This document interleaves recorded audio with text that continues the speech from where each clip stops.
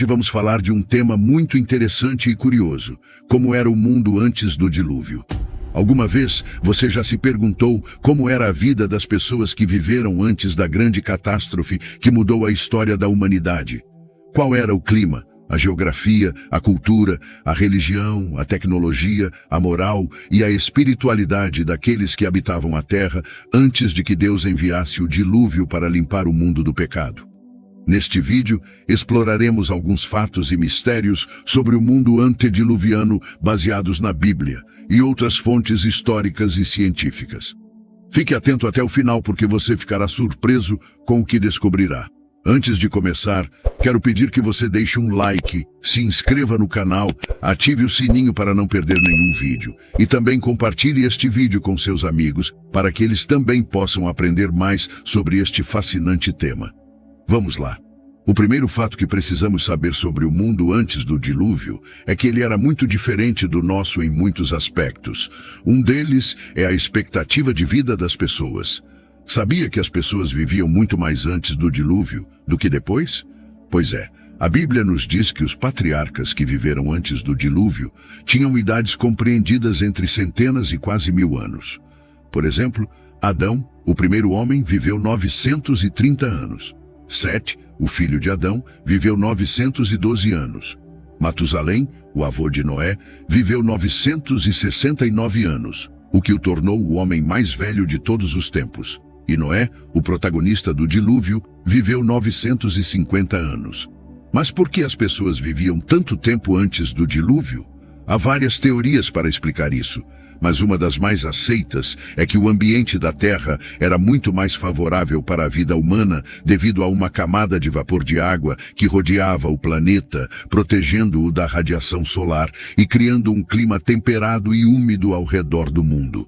Essa camada de vapor teria se rompido durante a inundação, provocando as chuvas torrenciais que inundaram a Terra. Depois da inundação, o clima mudou drasticamente, tornando-se mais frio e seco, e a radiação solar começou a afetar mais a saúde das pessoas, reduzindo sua expectativa de vida. Outro aspecto que diferenciava o mundo antes do dilúvio era a interação entre o divino e o humano.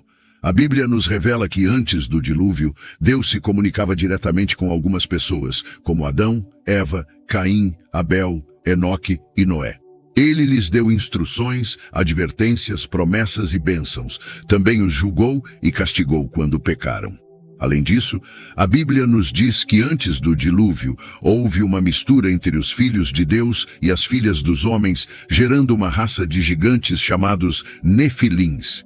Quem eram esses filhos de Deus e essas filhas dos homens? E quem eram os Nefilins? São perguntas que geram controvérsia e debate entre os estudiosos da Bíblia.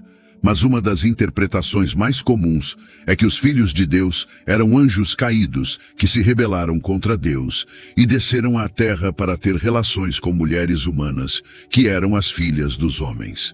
Essa união ímpia produziu os Nefilins, que eram seres híbridos com características humanas e angelicais, que se tornaram famosos por sua força, estatura e maldade. Esses seres teriam sido responsáveis por muita violência e corrupção na terra, provocando a ira de Deus e seu julgamento sobre a humanidade. Mas quem eram esses anjos caídos e por que se rebelaram contra Deus? Para entender isso, precisamos retroceder um pouco mais no tempo, antes da criação da terra. A Bíblia nos diz que, antes da criação da terra, existia Deus e ele tinha majestade com seu Filho Jesus. Deus também criou os anjos, que eram seres espirituais que o adoravam e lhe serviam. Entre os anjos, havia um que se destacava por sua beleza, inteligência e poder. Seu nome era Lúcifer, que significa estrela da manhã. Era o querubim ungido que cobria o trono de Deus com suas asas. Era o líder dos anjos e tinha acesso à presença de Deus, mas não estava contente com sua posição e queria ser igual a Deus. Estava cheio de orgulho, inveja e ambição, e convenceu 1/3 dos anjos a se unirem a ele na rebelião contra Deus. Ele queria tomar o lugar de Deus e ser adorado por todas as criaturas, mas Deus, que é soberano e todo-poderoso, não permitiu que isso acontecesse. Expulsou Lúcifer e aos anjos rebeldes do céu e os lançou à terra. Lúcifer passou a se chamar Satanás, que significa adversário, e os anjos rebeldes passaram a se chamar demônios, que são espíritos malignos que atuam sob o comando de Satanás. Este foi o início da guerra espiritual, que é uma confrontação entre dois reinos, o reino de Deus e o reino de Satanás. Quando Deus criou a terra e colocou nela o homem e a mulher, feitos à sua imagem e semelhança, Satanás viu isso como uma oportunidade para se vingar de Deus e destruir sua obra. Ele considerou a terra seu domínio e viu Adão e Eva como invasores. Usou a serpente, um dos animais mais astutos que Deus havia criado, para enganar a mulher e fazê-la duvidar da palavra de Deus. Ele lhe disse que se comesse do fruto proibido, seria como Deus, conhecendo o bem e o mal. A mulher, seduzida pela mentira de Satanás, comeu do fruto e também o deu ao homem que estava com ela. Eles desobedeceram a Deus e pecaram, perdendo a comunhão com ele e sua inocência original. Também perderam a autoridade que tinham sobre a terra e a entregaram a Satanás, que se tornou o príncipe deste mundo. A partir de então, o pecado entrou na humanidade e trouxe consigo morte, dor, sofrimento, doença, violência, injustiça, opressão e rebelião contra Deus. A história da humanidade se tornou uma história de queda e redenção, de conflito e esperança, de juízo e graça. Um dos primeiros exemplos desta história foi a de Caim e Abel, filhos de Adão e Eva. Eram irmãos, mas tinham atitudes diferentes em relação a Deus. Abel era pastor de ovelhas e oferecia a Deus os melhores animais de seu rebanho como sacrifício. Caim era agricultor e oferecia a Deus os frutos da terra, mas sem a mesma disposição de coração. Deus estava complacido com Abel e sua oferta, mas não com Caim e sua oferta.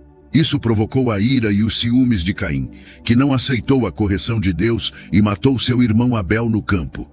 Deus, que tudo sabe e é justo, viu o que Caim havia feito e lhe pediu contas. Deus perguntou a Caim onde estava Abel, seu irmão. Caim respondeu com arrogância e falsidade: "Não sei. Sou eu o guardião do meu irmão?" Então Deus disse a Caim: "Que fizeste? A voz do sangue do teu irmão clama a mim desde a terra. E agora maldito sejas tu desde a terra que abriu sua boca para receber de tua mão o sangue do teu irmão. Quando labrares a terra, ela já não te dará sua força. Serás fugitivo e vagabundo na terra." Então Caim disse a Deus: "Minha culpa é maior do que pode ser perdoada. Hoje tu me expulsaste da face da terra e me esconderei de tua presença. Serei fugitivo e vagabundo na terra, e será que qualquer que me encontrar me matará." Mas Deus lhe disse: "Não será assim. Se alguém matar Caim, será vingado 7 vezes. E o Senhor colocou uma marca em Caim, para que qualquer que o encontrasse não lhe fizesse mal. Então Caim saiu da presença do Senhor e habitou na terra de Nod, ao leste do Éden. Caim, apesar de ser um assassino e um fugitivo, não ficou sem descendência.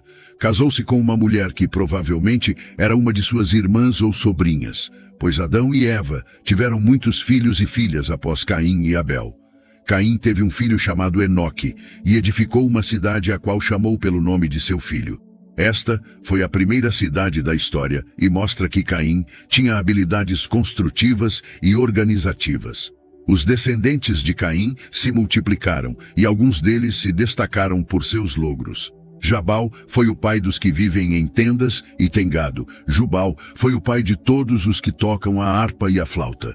Tubal-Caim era um mestre em todos os trabalhos de cobre e ferro, e Naamá foi a única mulher mencionada no linhagem de Caim.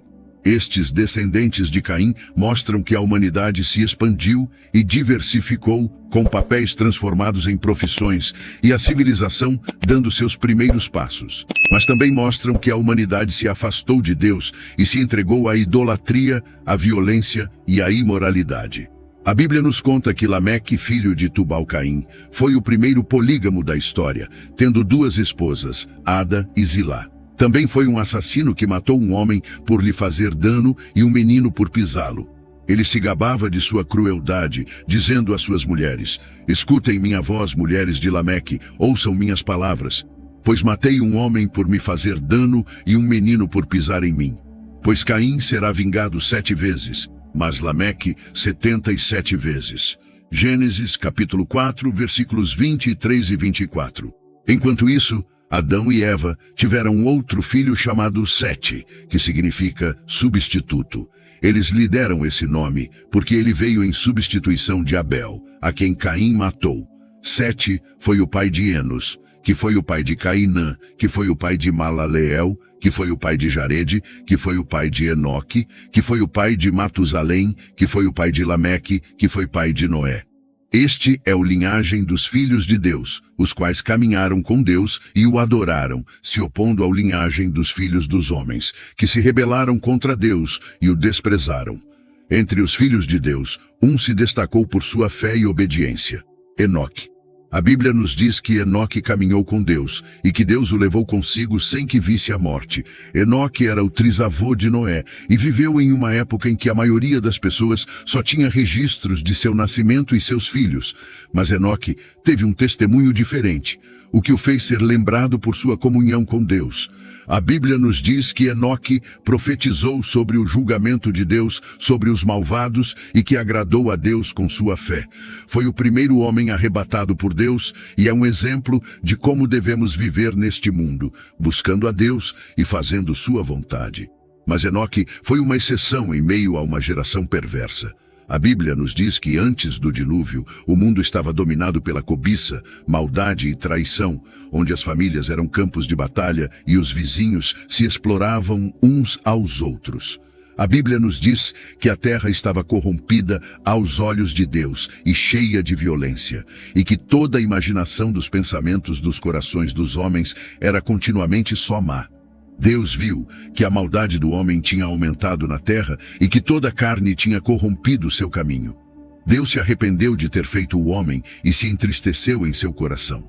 Decidiu destruir da face da terra o homem que havia criado, assim como aos animais, répteis e aves do céu. Mas houve um homem que encontrou graça aos olhos de Deus. Esse homem era Noé. Noé foi justo e reto entre seus contemporâneos e caminhou com Deus. Noé teve 3 filhos, Sem, Cam e Jafé. Deus escolheu Noé para ser o guardião de um novo começo para a humanidade e lhe deu uma missão especial: construir uma arca para salvar sua família e os animais do dilúvio que viria sobre eles. A arca era um barco especial desenhado por Deus para resistir às águas do dilúvio. Tinha 300 côvados de comprimento, 50 côvados de largura e 30 côvados de altura. Um côvado era a medida desde o cotovelo até a ponta do dedo, aproximadamente 18 polegadas. Isso significa que a arca media aproximadamente 450 pés de comprimento, 75 pés de largura e 45 pés de altura. Tinha 3 andares com várias divisões interiores e uma janela no alto de um côvado.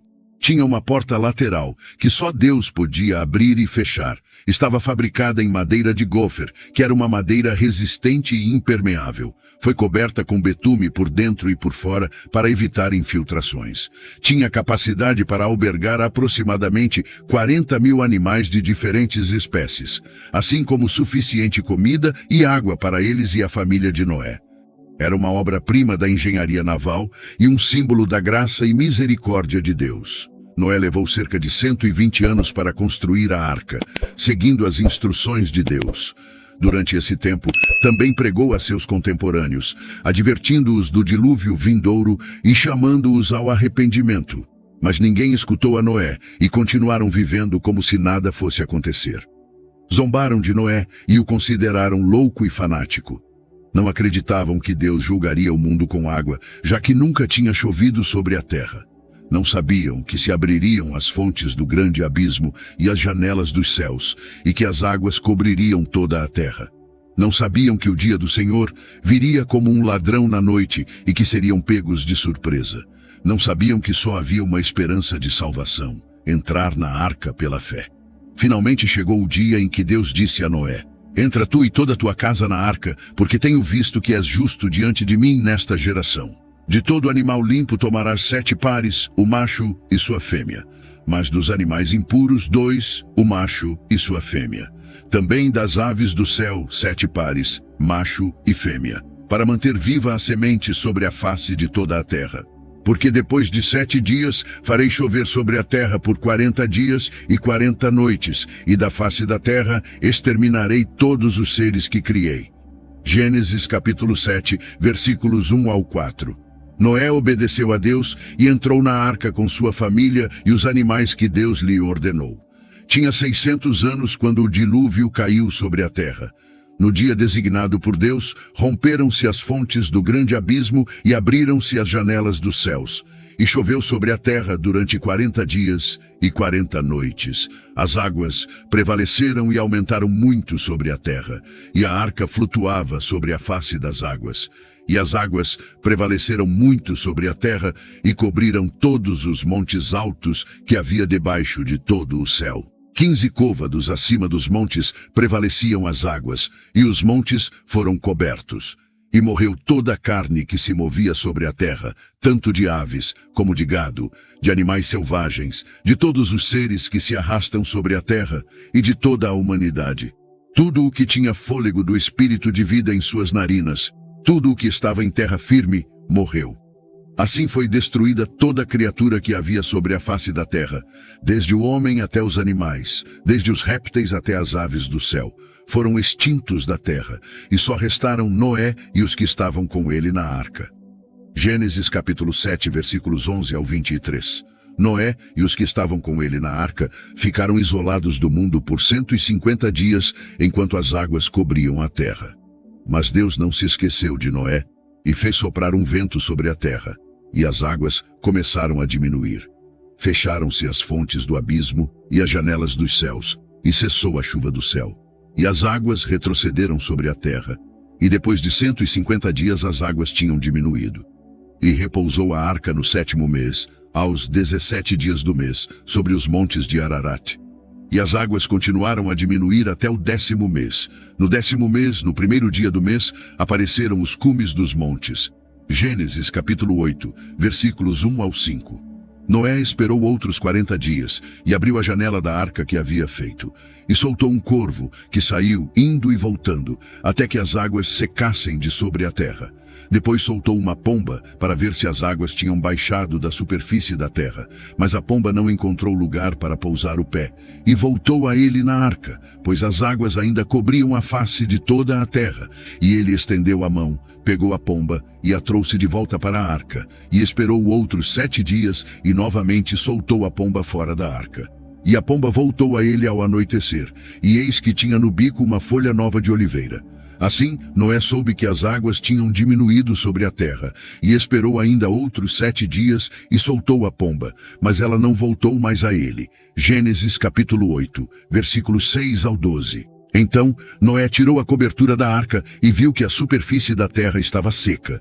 E no ano 601, no 1º mês, no 1º dia do mês, as águas secaram de sobre a terra. Noé tirou a cobertura da arca e viu que a superfície da terra estava seca. E no 2º mês, aos 27 dias do mês, a terra estava completamente seca.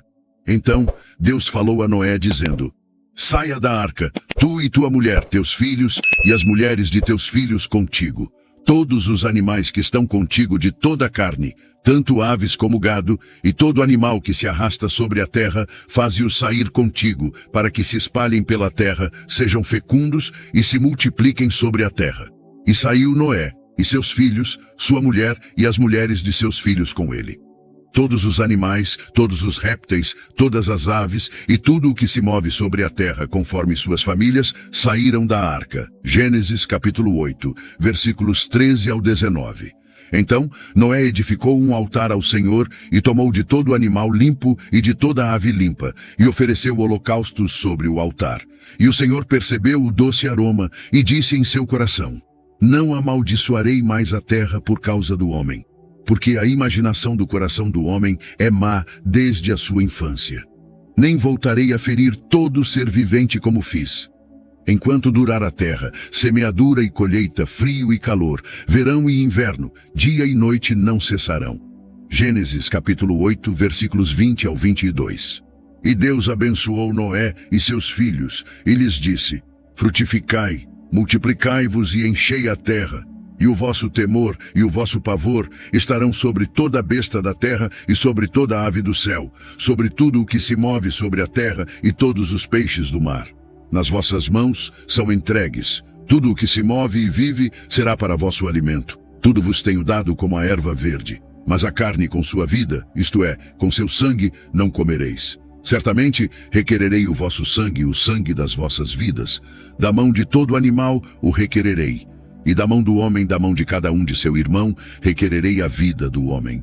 Quem derramar sangue de homem, pelo homem seu sangue será derramado, porque Deus fez o homem à sua imagem. Mas frutificai e multiplicai-vos, povoai a terra em abundância e multiplicai-vos nela. Gênesis capítulo 9, versículos 1 ao 7.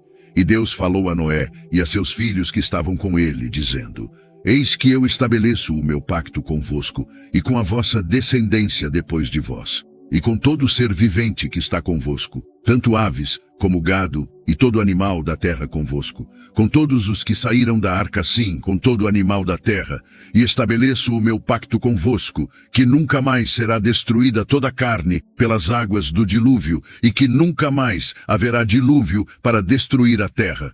E disse Deus: Esta é a sinal do pacto que faço entre mim e vós, e entre todo ser vivente que está convosco por gerações eternas. O meu arco tenho posto nas nuvens, e será por sinal do pacto entre mim e a terra. E acontecerá que, quando eu trouxer nuvens sobre a terra, aparecerá o arco nas nuvens. Então me lembrarei do meu pacto, que está entre mim e vós, e todo ser vivente de toda a carne, e as águas não se tornarão mais em dilúvio para destruir toda a carne. O arco estará nas nuvens, e eu o verei para me lembrar do pacto eterno entre Deus e todo ser vivente de toda a carne que está sobre a terra. E disse Deus a Noé: Esta é a sinal do pacto que tenho estabelecido entre mim e toda a carne que está sobre a terra. Gênesis capítulo 9, versículos 8 ao 17. O arco-íris é o símbolo do pacto de Deus com Noé e toda a criação. É um lembrete da fidelidade e bondade de Deus, que não abandona a humanidade, mas oferece uma nova oportunidade para recomeçar. É uma promessa de que Deus nunca mais destruirá o mundo com água, mas preservará a vida na terra. É uma esperança de que Deus tem um plano para restaurar todas as coisas e que um dia fará todas as coisas novas. É uma graça que Deus nos ame e tenha enviado seu Filho Jesus Cristo, que é o arco-íris da nossa salvação.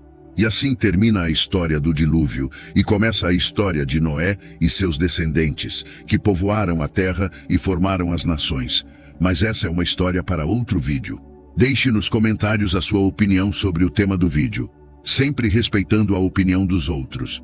Espero que tenha gostado do vídeo. Se este conteúdo foi valioso para você, peço que me apoie com sua inscrição, para que não perca nenhum dos nossos próximos vídeos. Compartilhe esse vídeo com familiares e amigos, dê um like e deixe sua opinião nos comentários. Isso faz com que o vídeo alcance mais pessoas.